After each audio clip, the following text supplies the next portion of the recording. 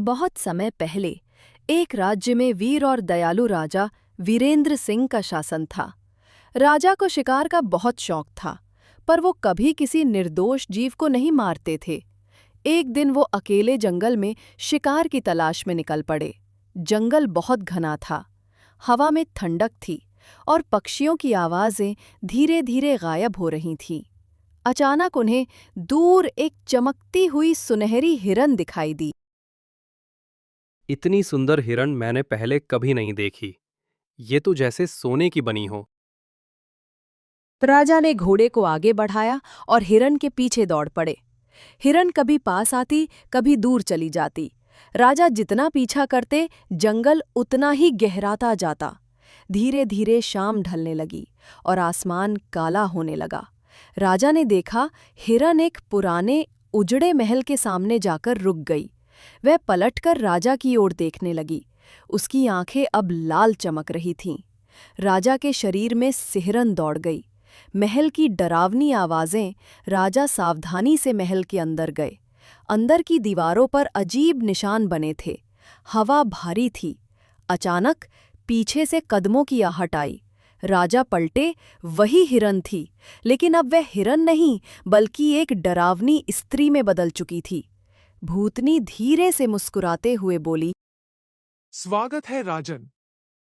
बहुत दिन बाद कोई यहां आया है। मैं उस महल की रानी थी। अपने लोभ के कारण श्रापित होकर हिरन बन गई। जो भी इस जंगल में आता है, मैं उसे अपने साथ रख लेती हूँ। समझ गए कि यह कोई साधारण स्त्री नहीं बल्कि भूतनी है। वह डरकर पीछे हटे, पर दरवाजे अपने आप बंद हो गए। की आंखों से लाल आग जैसी रोशनी निकलने लगी।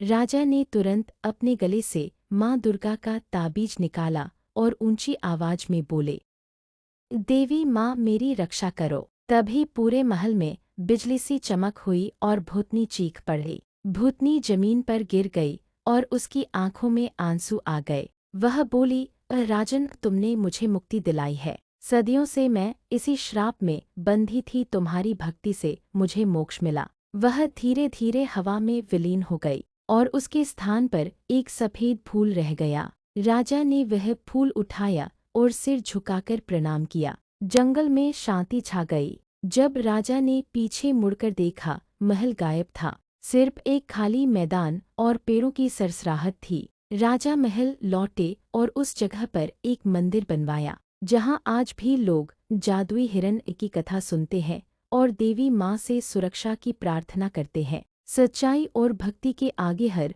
बुराई हार जाती है। राजा ने लोभ या डर नहीं दिखाया, इसलिए उसे श्राप मुक्त कर सके। भले ही अंधेरा कितना भी गहरा हो, श्रद्धा की रोशनी उसे मिटा देती है।